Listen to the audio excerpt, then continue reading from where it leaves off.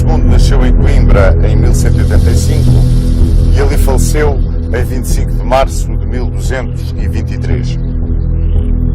Começou a reinar em 1211. Muito embora, segundo dizem, fosse um homem agigantado, a obesidade impediu-o de participar ativamente na guerra do seu tempo. Enfermiço, tinha uma doença de pele desde sempre e que depois degenerou em lepra, que foi o que acabou por o matar. Dom Afonso II nunca foi um guerreiro, como vos disse, e, apesar disso, foi no seu reinado que caiu a praça de Alcácer do Sal. Depois de uma grande batalha que aqui se travou em 11 de setembro de 1217, Alcácer acabou por se render em 18 de outubro de 1217. E foi uma extraordinária conquista na reconquista cristã do território português. A sua atividade de monarca teve como ponto fundamental, ponto fulcral, a luta que travou pela centralização do poder real e onde enfrentou o clero, a nobreza e, inclusivamente, os conselhos, o braço popular da sociedade portuguesa. Caracterizou este reinado pela aplicação das confirmações e das inquirições na sua luta por pôr cobro aos abusos que se verificavam então na aquisição de terras da coroa. Foi um homem que não compreendeu muito bem a sociedade e o tempo em que vivia e por isso se isolou dessa mesma sociedade.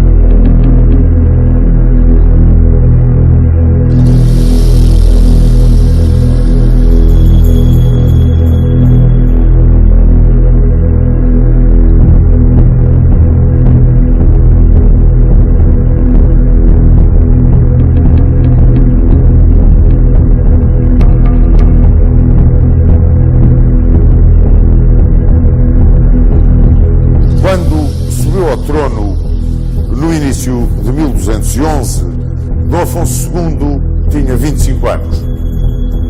Era enfermiço, obeso, muito embora com um aspecto imponente, era um homem sem qualquer vocação militar, não tinha gosto nenhum pelas armas, mas em contrapartida tinha herdado de seu pai o gosto pela política interna, pelas lutas com o alto clero, pela centralização do poder real, pelo apoio do braço popular. Amigo e admirador, confesso, do chanceler Julião, que tinha sido chanceler de Dom Sancho I, e com quem muito aprendera e com quem muito se inspirava, Dom Afonso II, muito cedo, começou a aplicar, por assim dizer, as manhas e as doutrinas desse chanceler Julião. Assim, não é de estranhar que logo uns dias depois de ter subido ao trono se recusasse a cumprir o que tinha jurado em Alcobaça junto do pai moribundo quanto às heranças das irmãs e dos irmãos. Reunia logo de seguida cortes aqui em Coimbra as primeiras historicamente comprovadas na história de Portugal. E nessas cortes, de uma forma manhosa, altamente política, preparou a cisão entre o alto clero e a nobreza. Por isso, teve falsas mostras de submissão, falsas simpatias para com o alto clero, por forma a conseguir isolar o seu primeiro objetivo, a grande nobreza terratenente, encabeçada, claro está, pelas suas irmãs e os seus irmãos. Mas, no entanto, mesmo nessas cortes de Coimbra, marcou o seu terreno com o alto clero. Assim, começou por dizer que ficavam muito limitadas as condições de aquisição de bens pela Igreja. E mais, e que muito embora continuassem dentro do campo jurídico de resolução dos prelados, os conflitos de caráter violento ou as faltas de caráter violento cometidas pelos clérigos e demais membros da instituição religiosa, todas aquelas que implicassem dinheiros ou bens passavam para a alçada secular. Estava-se a ver mesmo qual era a ideia de Dom Afonso II. E essa ideia foi perfeitamente captada pelo arcebispo de Braga, Dom Estevão Soares da Silva, que logo aqui nas cortes de Coimbra levantou a voz contra aquilo que Dom Afonso II se propunha fazer. Bom, depois dessas cortes, a guerra com a nobreza foi imediatamente declarada. A guerra com a alta nobreza era um facto evidente. E Dom Afonso II tentou imediatamente desapossar as suas irmãs das terras. E a primeira escolhida foi Dona Teresa. E pretendeu desapossá-la de Montemoro Velho e Jogueira. Dona Teresa apelou para o Papa Inocêncio III. E Inocêncio III encarregou os bispos de Compostela, da Guarda e de Lisboa de serem os procuradores e defensores da infanta na questão com o rei. E, ao mesmo tempo, encarregou os bispos de Zamora e Astorga de serem os procuradores das outras duas infantas, Dona Mafalda e Dona Sancha, numa questão que já se avizinhava e que estava perfeitamente desenhada. Perante isto, Dom Afonso II enfureceu-se. Ele tinha fúrias horríveis e sacudiu os irmãos da corte. Dom Pedro foi procurar asilo em Urgel, onde o encontrou. Dom Fernando, na Flandres, junto de sua tia, Dona Matilde, onde também o encontrou e onde se bateu muito bem às ordens do Conde da Flandres, sendo até aprisionado na célebre Batalha de Bovinos. E o bastardo Martim Sanches, que era o melhor guerreiro de todos os descendentes diretos de Dom Sancho I, o melhor guerreiro, o melhor chefe militar, aquele que tinha herdado tudo do avô. Esse foi procurar refúgio na corte de Afonso IX de Leão, que, apreciando-o muito, imediatamente lhe deu comandos de tropas e terras. Bom, Dom Afonso II ficava face a face com as irmãs, porque essas não procuraram asilo nem fugiram de Portugal. Refugiaram-se, sim, nas suas praças fortes. E então, para resolver a questão, Dom Afonso II apelou ao direito visigótico. E dizia ao direito visigótico que de um rei só podia herdar o seu primogênito ou sucessor, mais ninguém. E que os bens que o doador dispunha para as suas doações eram só aqueles que tinha adquirido antes de ter sido aclamado. Isto destruía completamente as disposições que, num momento de fraqueza, Dom Sancho I tinha tido, e que não foram mais do que o esfacelar de toda a propriedade régia através das doações de vilas, castelos, terras que tinham deixado o seu sucessor Dom Afonso II numa gravíssima situação. Portugal, praticamente, estava na posse da alta nobreza do alto clero. O rei pouco ou nada tinha. Bom, para poder materializar a sua política,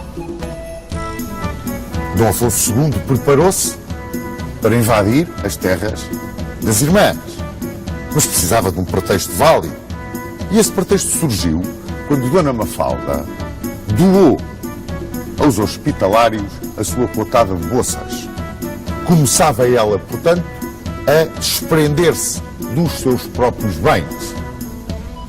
Podia aliená-los. Aliás, isso constava, como bem se lembram, do que Dom Sancho tinha determinado no seu testamento. Imediatamente, Dom Afonso II, com os seus homens de armas, mandou invadir a cotada de bolsas. E a seguir às terras vieram os castelos. Mas aí as coisas complicaram-se. Quando foi do início da luta entre a coroa e a alta nobreza, alguns ricos homens portugueses foram com Martim Sanches a refugiar-se em Leão. Quando se começou a desenhar a tentativa de ocupação dos castelos da herança das infantas, esses ricos homens que estavam em Leão vieram apoiar as infantas. E nisso foram seguidos, praticamente em peso, por toda a alta nobreza que tinha ficado em Portugal. E a guerra entre a alta nobreza, apoiando as infantas, e o rei, que queria desapossar as infantas da sua herança, estava declarada. Foi nesta altura que Afonso VIII de Castela reacende a Guerra da Reconquista, que estava quase suspensa desde as tréguas de 1198. Era o novo emir de Marrocos, o Anazir, o homem que acabava de pregar a Guerra Santa por toda a Mauritânia e se preparava para vir invadir a península, cruzando o estreito. Afonso VIII imediatamente pediu a coligação de todos os reis cristãos da península. E novamente, tal como no reinado anterior, como bem se recordam, Portugal e Aragão responderam à chamada, mas Leão e Navarra continuaram com o medo, o ciúme de Castela, procurando o trato com os reis mouros que estavam na península e não se quiseram imiscuir no conflito. Leão negou-se mesmo. Navarra ainda teve um período de dúvidas, mas Leão não. Afonso IX de Leão imediatamente declarou que não entrava na aliança.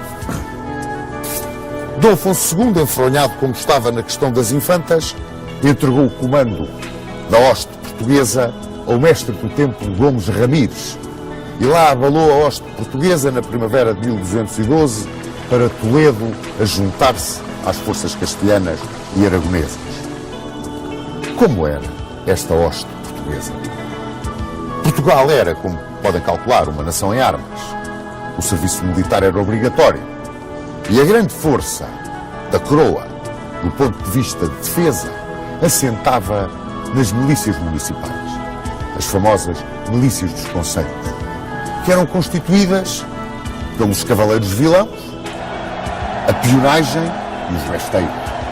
Os besteiros eram o poder de fogo do exército. E esta forma de cumprimento do serviço militar, este manter a nação em armas, era o pagamento singelo da proteção real dos foros e regalias ao povo. E era também a maneira de colaborar no brado que então se dava. Mouros na terra, moradores às armas. E que era a materialização, o encarnar de uma nação em armas, uma nação de lavradores que via na defesa da terra e no amanho da terra a razão da sua existência. Quando a hoste real saiu para Toledo, comandada por Gomes Ramires, o mestre do templo, A grande cavalaria que levava era precisamente a cavalaria templar. Portanto, as milícias dos concelhos e a cavalaria templária constituíam essa hoste, que foi a nossa colaboração para a defesa da península. Quando as tropas portuguesas abandonaram o reino, o rei viu-se envolvido numa questão tremenda. Ele seguia, como já podem calcular, a política de ocupar primeiro e discutir depois os direitos. E fez isso com as irmãs. Entrou-lhes nas terras para discutir depois os direitos. É claro, a tal nobreza que estava em Leão invadiu Portugal, dando voz pelas infantas e mais. Quando o rei, que não tinha forças suficientes para suportar aquela invasão, quis ir ao encontro das infantas com uma solução diplomática, sempre a manha vinha do seu grande conselheiro inicial de reinado, o chanceler Julião. Quando não tens força para vencer o teu inimigo, procura acalmá-lo.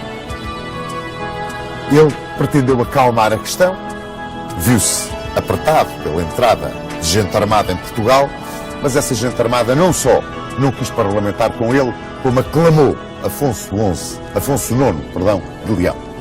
E Afonso IX de Leão foi aclamado de norte a sul pela grande nobreza. E ele, Afonso IX, entrou no Minho e ocupou vários castelos. Saiu-lhe ao encontro num desespero o pouco que havia aqui em Portugal de forças e travou-se uma batalha em Arcos de Valdez. E essa batalha foi-nos desfavorável. O exército leonês venceu. E Portugal viu-se numa situação desesperada.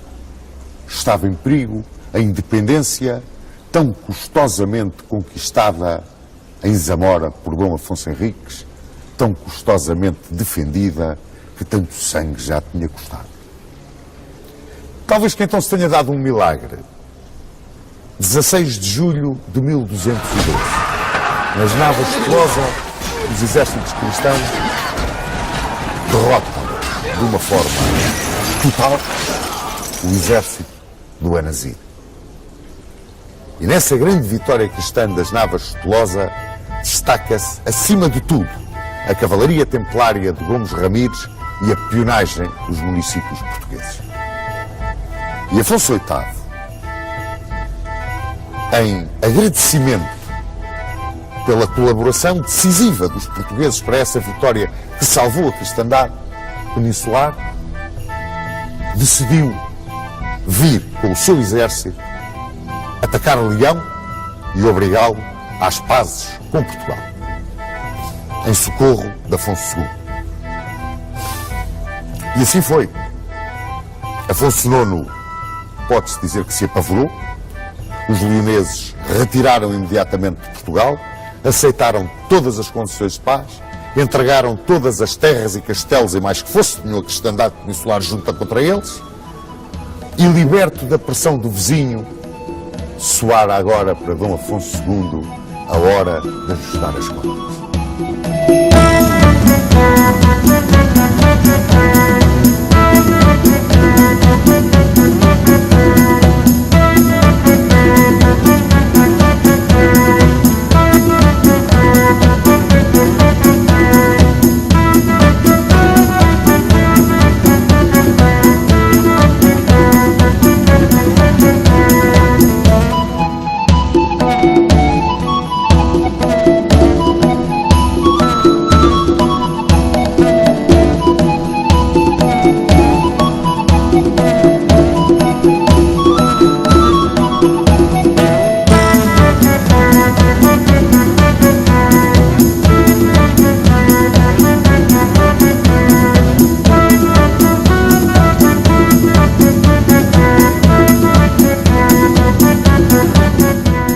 Então o rei contra as infantas e fê-lo numa altura em que de Roma chegavam críticas severas ao seu incumprimento do jurado no testamento paterno.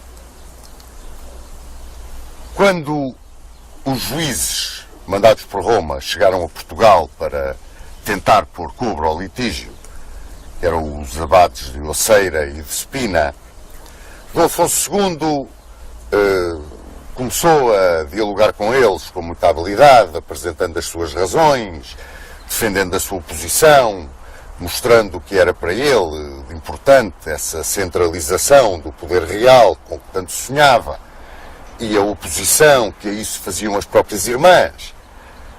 Os abades multaram. E multaram-no em 150 mil morabitinos. E Dom Afonso II, que era um avarento, como bem se lembram, recusou-se a pagar os 150 mil morabitinos, disse que era um exagero e que não pagava. Imediatamente os juízes excomungaram. Caiu sobre ele e sobre o reino o interdito.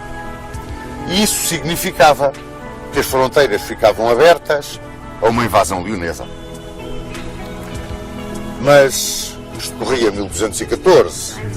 O Papa Inocêncio III resolveu procurar não manter a excomunhão sobre Portugal e sobre o rei e achar uma solução para o conflito que agradasse a ambas as partes, até porque o Papa necessitava que numa península que estava em plena cruzada da Reconquista, digamos assim, houvesse paz entre os cristãos e que não houvesse nenhum daqueles monarcas excomungado. E então mandou ouvir novamente o processo, mandou fazer nova inquisição ao processo e decidiu que não era justo, não era admissível, digamos assim, que os castelos pertencessem a particulares. Determinou que os castelos passavam para a posse do rei, ficando as infantas com as vilas e os rendimentos. Resolvia-se assim, mais ou menos, a questão das infantas. Vamos ver que ainda se alargou um bocado. Mas levantou-se o interdito a Dom Afonso II e parecia que tudo tinha acalmado. Não tinha. Em 1216, o rei lança-se numa luta frontal contra o clero e contra a nobreza. E lança-se numa luta frontal, determinando a execução de confirmações gerais. Aqui, em 1220, seguiram as inquirições. Estas confirmações e as inquirições eram ações administrativas para procurar pôr cobro aos abusos que o clero, a nobreza e até os conselhos faziam com a posse indevida de terras e bens que pertenciam à coroa. Estas confirmações, que havia vários tipos de confirmações. Eram as confirmações genéricas, onde não era especificado aquilo que se ia confirmar, as confirmações por sucessão, que sucediam por morte do donatário ou do anfiteuta, e as confirmações de rei a rei, que sucediam sempre quando um monarca sucedia a outro, e as confirmações gerais, aquelas que o rei mandava fazer quando muito bem entendido. Não eram muito habituais até ao reinado de Dom Afonso II. No entanto, a partir dele, começaram a fazer-se com uma certa frequência. E estas confirmações eram feitas fundamentalmente através dos documentos de doação. Portanto, perante uma determinada terra doada ou reclamada como doada, o donatário tinha que apresentar, para ser confirmada essa doação, o documento, quando essa doação estava expressa, e tinha que confirmar também que cumpria o articulado da doação. Normalmente, no que diz respeito ao pagamento de rendas do produto da terra, rendas que ele tinha de pagar à coroa e que vinham especificadas no documento da doação. As inquirições, que eram feitas por um conjunto, uma equipe, digamos, de inquiridores, que variou, nos primeiros tempos eram 12, depois passou para 4, e que que eram os juízes, digamos assim, as justiças régias. Esses iam perguntar a pessoas dos lugares que estavam englobados na doação se cumpria o que estava determinado na concessão da terra, sobretudo no que diz respeito ao comportamento perante a coroa. É claro que estas inquirições e até as confirmações, mas as inquirições eram uma prova do poder real. Quer dizer, eram um sinal exterior do poder do rei. Porque eram feitas, muitas vezes, sobre cotos. Ou seja, terras que estavam vedadas ao acesso dos funcionários régios. Esses cotos, na altura de Dom Afonso II, foram, não direi invadidos, mas os funcionários régios foram lá fazer os inquéritos junto dos moradores. É curioso que estas medidas não agravavam só o clero e a nobreza, agravavam também os concelhos.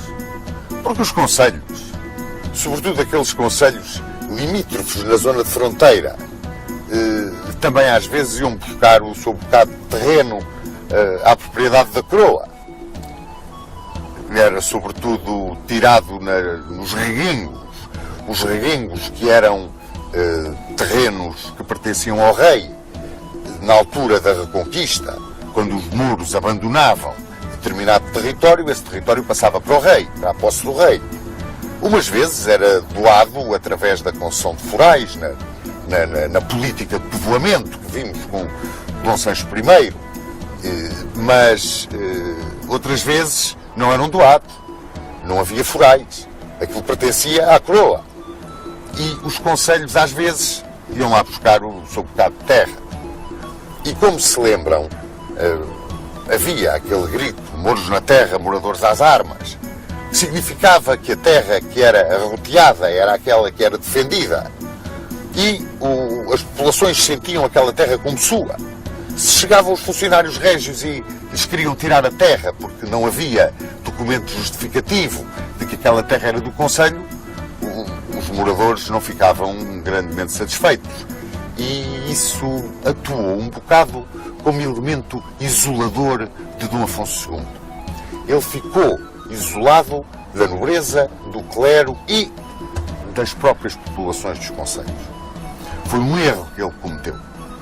Ele andou um bocado à frente daquilo que eram os costumes do seu tempo de rei.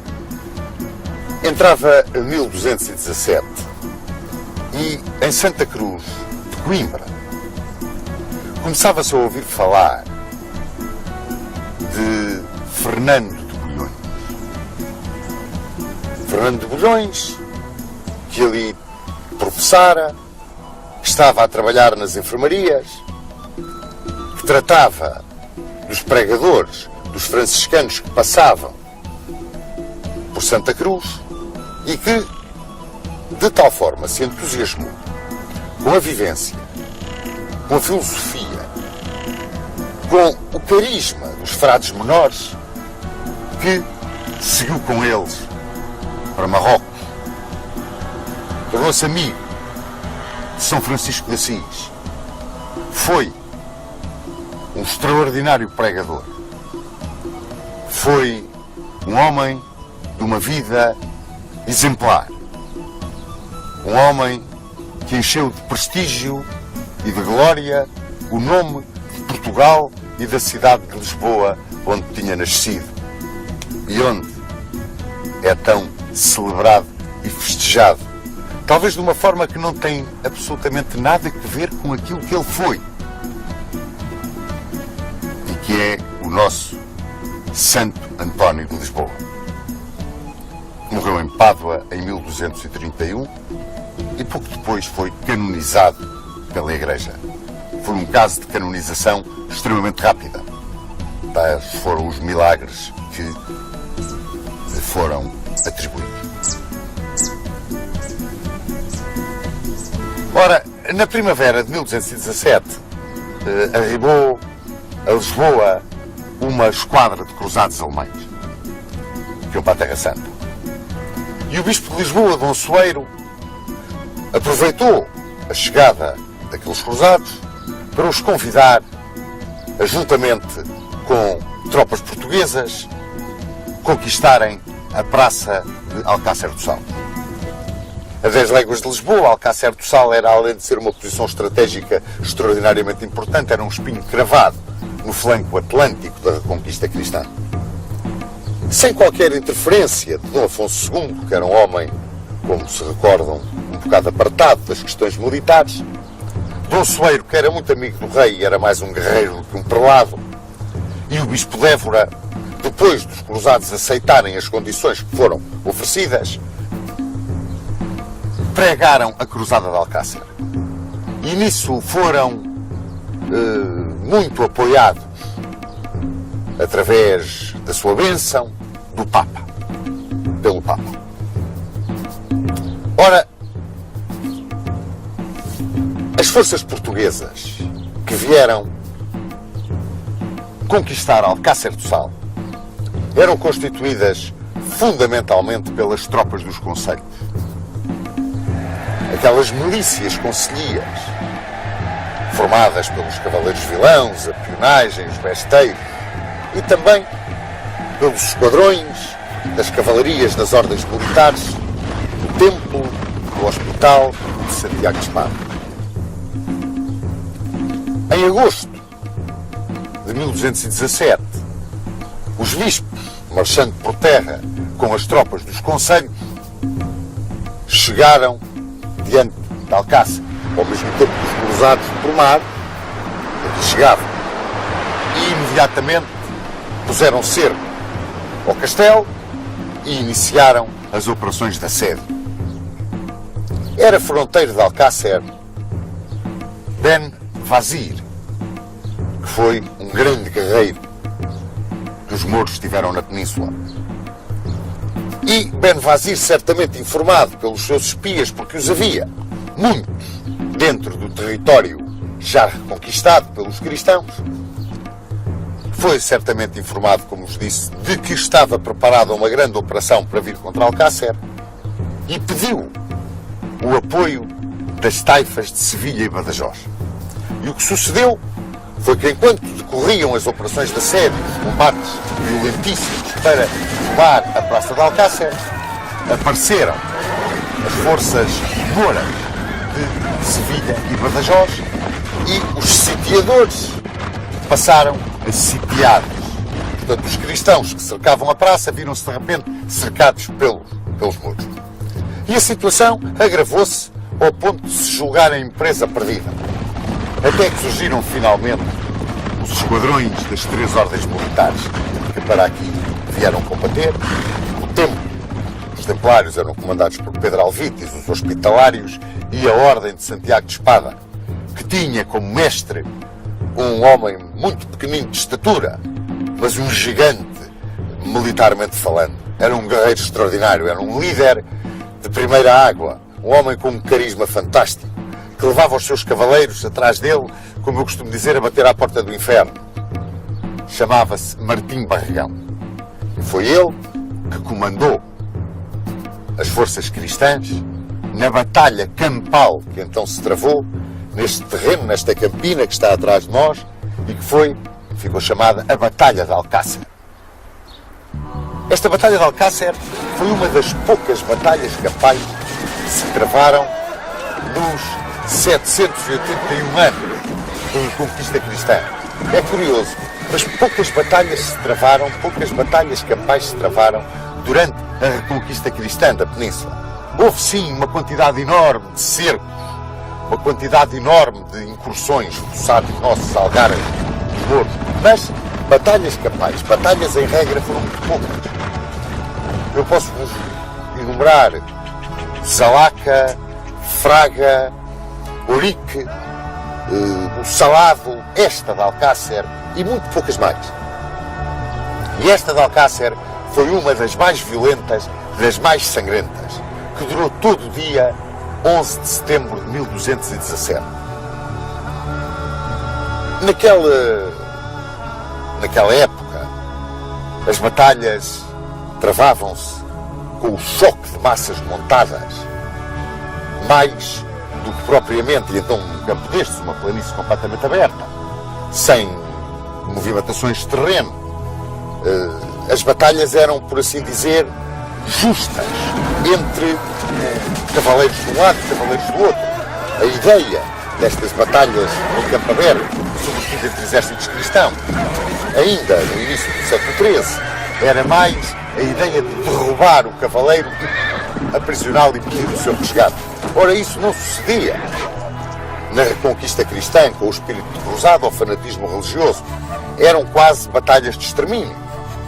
E batalhas onde o poder de choque da cavalaria cristã se sobrepunha, na maior parte das vezes, à ligeireza da cavalaria dos muçulmanos. Esse poder de choque da cavalaria cristã, que vinha, isto a título de mera curiosidade, desde os meados do século IX, quando, com Carlos Magno, a cavalaria começou a montar em arreios com estribos, o aparecimento dos estribos, deu à cavalaria o poder de choque que até ela não tinha.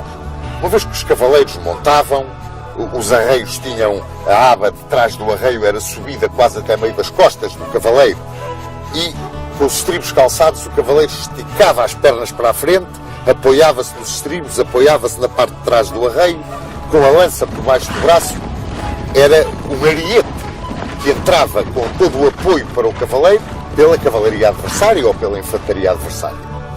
E quando, como no caso das ordens militares, sobretudo dos templários, esta carga era feita em bloco, não se procurava o combate individual, procurava-se atuar em bloco, a vitória contra tropas muito mais ligeiras, com outra filosofia, como era o caso dos muçulmanos, e em terreno aberto como este, não tinha grandes dúvidas de quem poderia ganhar.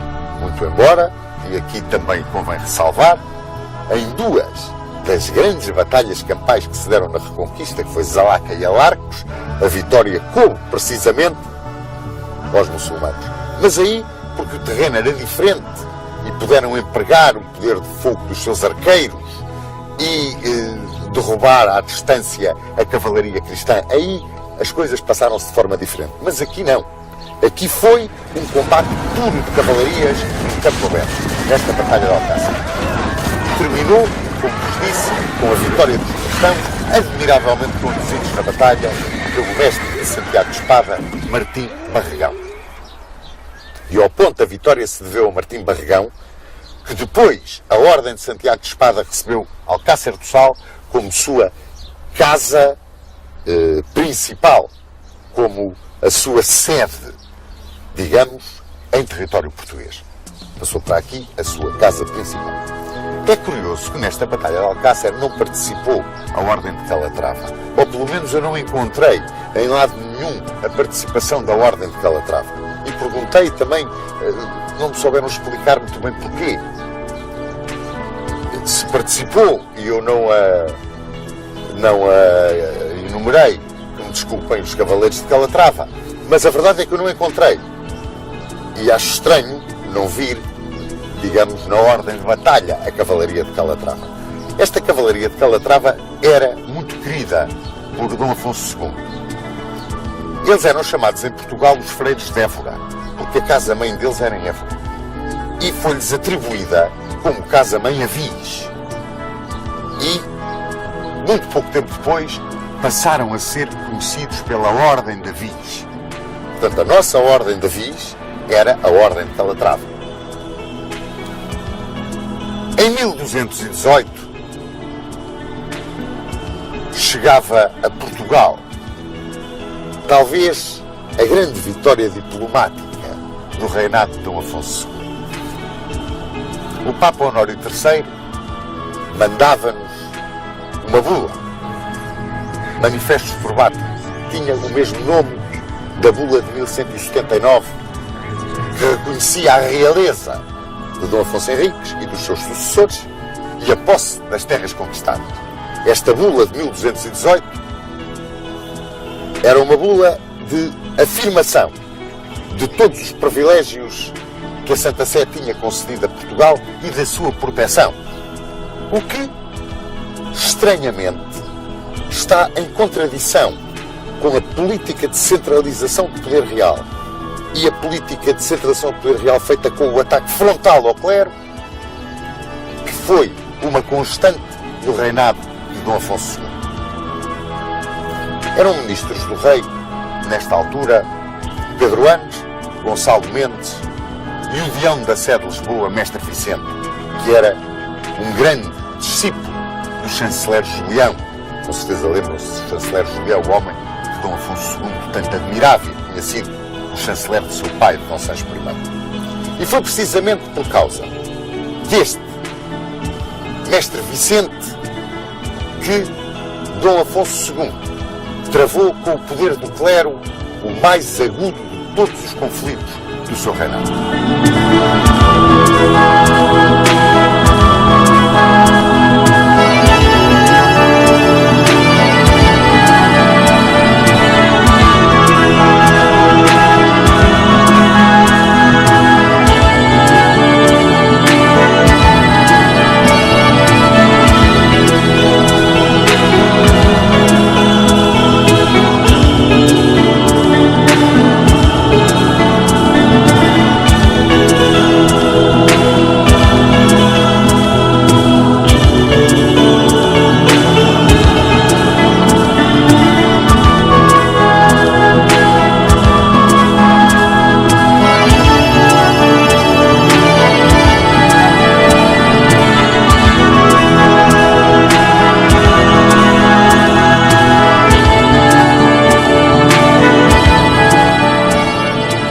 Cerca de 1220, o bispo de Lisboa, Dom Soeiro, um dos heróis da tomada de Alcácer, teve um litígio com o Deão da Sé, Mestre Vicente.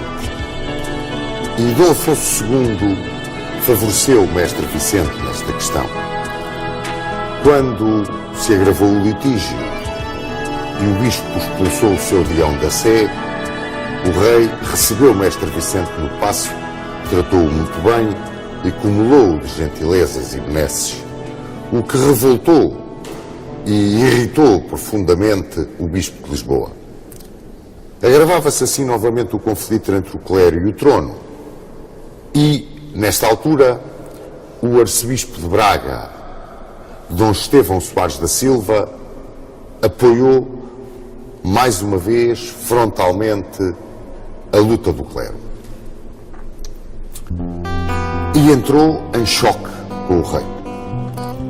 Dom Estevão Soares da Silva era o prelado mais representativo e de maior prestígio que havia em Portugal. Vinha-lhe esse prestígio das posições frontais e muito bem estruturadas que ele tinha tomado na questão da primazia com Toledo. Este choque levou a que o rei tomasse uma série de iniciativas para prejudicar fortemente o arcebispo de Braga. E o arcebispo de Braga excomungou Dom Afonso II.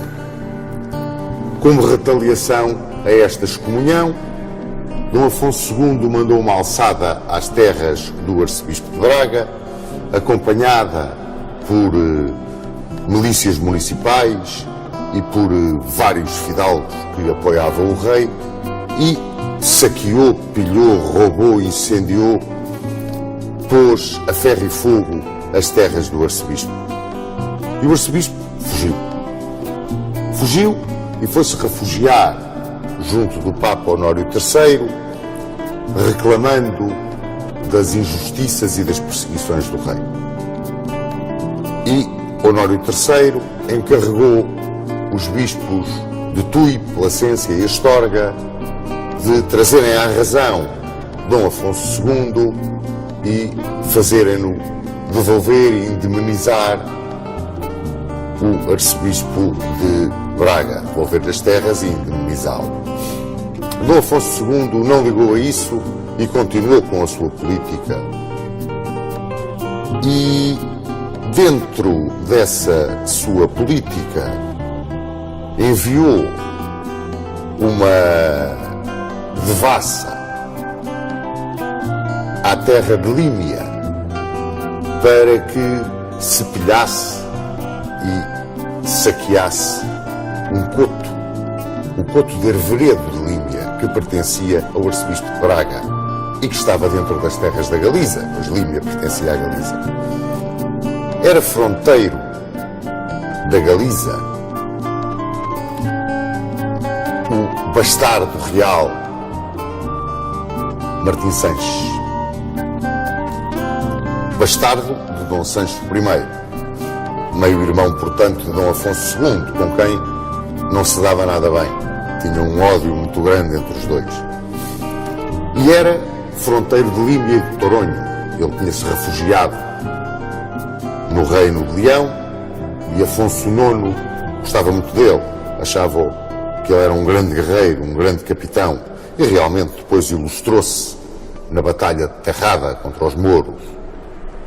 E Martim Sanches só estava à espera de uma oportunidade para vir ajustar contas com o irmão a Portugal. E essa oportunidade surgiu quando o coto de Herveredo, que tinha sido doado por Afonso IX ao arcebispo de Braga, foi assaltado e saqueado pelas milícias municipais e pelos senhores de Dom Afonso II na sua perseguição ao arcebispo. E Martim Sanches entrou em Portugal, foi direito a Ponte de Lima.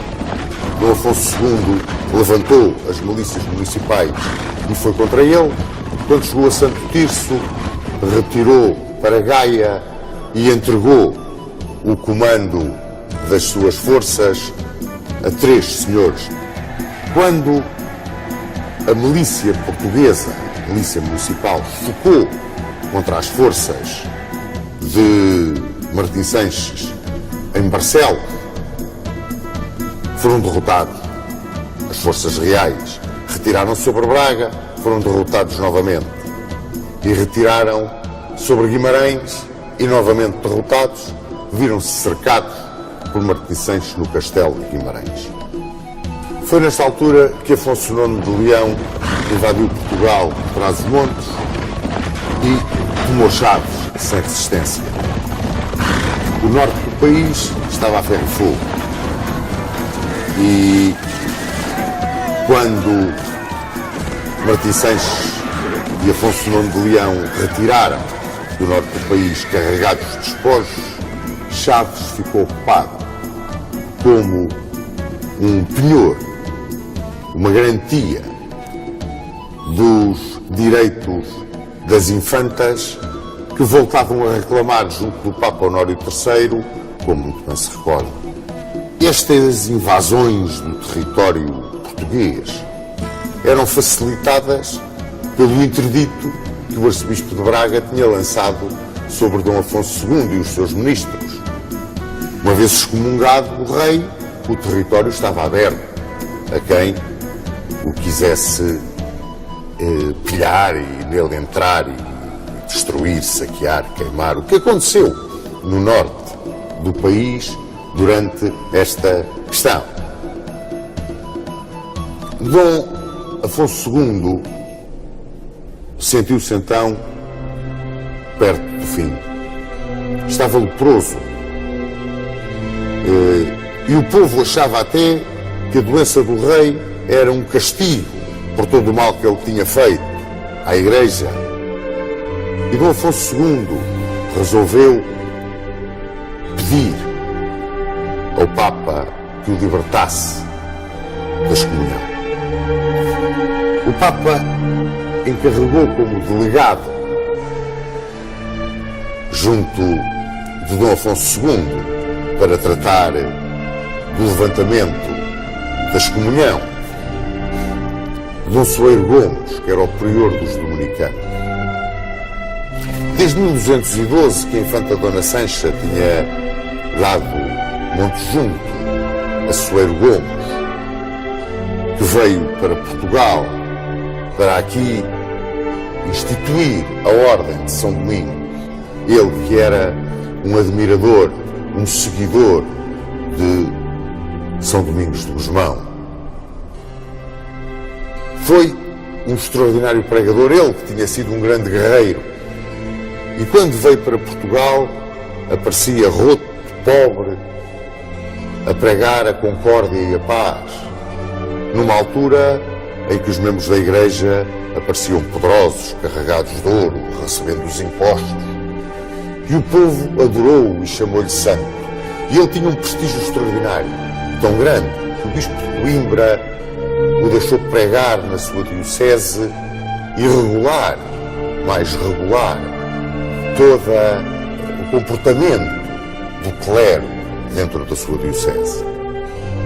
Pois, mesmo com a intervenção de Soeiro Gomes, Dom Afonso II, às portas da morte, tão tenaz era na sua luta contra o clero, que hesitou em assinar as cláusulas que vinham impostas de Roma. E essas cláusulas visavam muito as razões apresentadas pelo arcebispo de Braga para a sua revolta contra a coroa e que estavam intimamente ligadas às decisões das Cortes de Coimbra em 1212, sobretudo aquelas que visavam a aquisição e as heranças dos bens da Igreja e a intervenção da justiça secular nos assuntos do clero. Isso depois iria ser resolvido no reinado seguinte, mas mesmo excomungado esses pontos e a restituição dos bens ao arcebispo, isso é que para o rei era uma coisa que o atormentava. Quando em Coimbra, em 1223, 25 de março, a morte lhe bateu à porta, Dom Afonso II teve uma última tentativa de submissão ao Papa e mandou-lhe dizer que beijava a terra à frente dos pés do Sumo Pontífice e lhe pedia para depois da sua morte o Papa tomasse sob sua proteção o reino e os filhos do rei, que eram Dom Sancho, Dom Afonso, Dom Fernando, a quem chamaram o Infante Serpa, e Dona Leonor, que tinha casado com Valdemar da Dinamarca. Dom Afonso II deixava o país a ferver de ódio, num conflito entre a coroa que ele tinha querido forte e o clero que era ainda mais forte na altura do que a coroa. Esses ódios não serenaram com a morte do rei e tinham como grande sustentáculo a luta tenaz, eu quase diria o esbulho sistemático que Dom Afonso II tinha praticado contra a instituição eclesiástica e que tinha praticado igualmente contra as infantas. E se é certo que as inquirições e as confirmações tinham sido o grande motor do minar de um possível feudalismo e do poder da Igreja, e iriam depois facilitar a centralização completa do poder real e definir perfeitamente as classes sustentáculo do Estado português, a verdade é que Dom Afonso II cometeu um erro muito grande.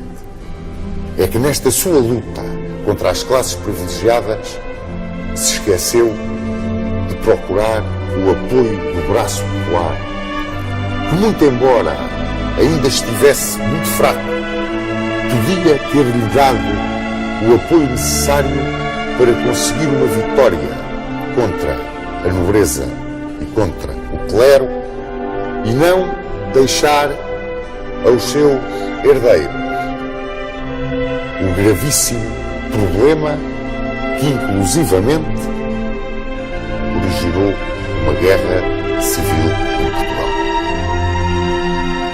Morreu Dom Afonso II, como vos disse, em 25 de março de 1223 e foi trazido para aqui, para o Mosteiro de Alcobaça, muito embora com todos os protestos do arcebispo de Braga, porque estava excomungado, um ano depois, em 1224. Dizem que o levantamento da excomunhão já vinha a caminho do reino quando o rei faleceu. Bem ou mal, na sua consciência, chegando ou não chegando esse levantamento da excomunhão, Dom Afonso II, quando morreu, para ele, estava excomungado. Não tinha dobrado perante as exigências do Papa e perante as exigências do arcebispo de Braga. Se foi ou não um grande rei, a história terá de fazer sempre um julgamento que passa pelas circunstâncias da época e pela vontade que Dom Afonso II teve de centralizar e engrandecer o poder da coroa.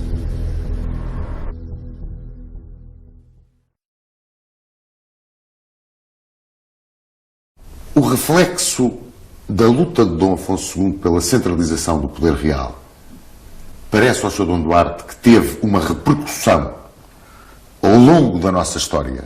Quer dizer, a figura do rei, como o valor central, é afirmado por ele, ou ele é uma consequência desse olhar para o rei como o pai, que já vinha da própria fundação da nacionalidade? Claro que temos a tradição municipalista que já vem muito antes, que vem dos povos germânicos que colonizaram a península e que sempre acreditaram neste espírito de participação, não se chamava democrático na altura, mas que a participação dos povos no seu futuro. E, por outro lado, há a tradição europeia da França e de grandes partes da área da Europa, que estava em pleno espírito feudal e de onde a Europa tinha muito mais circulação de ideias na época do que se pensa. Não só viajava-se muito, os próprios príncipes viajaram, como também havia casamentos, enfim, e havia, portanto, a ideia de que se na Europa, no centro da Europa, os senhores feudais tinham uma grande independência em relação ao poder do rei, que isso era perfeitamente normal e devia-se aplicar também em Portugal. Só que os reis achavam que isto era um entrave à justiça, um entrave ao progresso e que acabava por ser prejudicial ao país. Sobretudo, ainda tínhamos a ameaça militar forte do Islão, que podia, a cada altura, voltar a conquistar as terras libertadas. Portanto, era importante que os senhores tivessem os seus exércitos, tivessem as suas tropas, mas era muito importante também que os municípios desenvolvessem cada vez mais o seu espírito de coesão e de autodefesa face a um ataque inimigo que podia surgir em qualquer altura. É aquela frase célebre que se dizia no reinado de Dom Afonso II, moros na terra, moradores às armas, que é a base, na minha opinião, da nação em armas, que Portugal sempre foi. Mas, na sua luta, Dom Afonso II, até certo ponto, desafiou a Igreja. Desafiou a Igreja. Sim, claro, mas isso, evidentemente, porque dentro do espírito da família real, de que desde o começo da nacionalidade, a Igreja desde Dom Afonso Henriques, também teve grandes problemas com a Igreja. Não é? Por um lado, utilizou-se da proteção dos Papas para garantir a sua soberania, mas, por outro lado, também teve fricções várias e graves. Não é? A Igreja, teoricamente, na Idade Média, chegou a ter um papel extraordinariamente importante de paz, de harmonia e de construção da Europa. Não há dúvida que a Europa foi construída pela Igreja. Depois da queda do Império Romano, enfim, foi a Igreja que recuperou a Europa.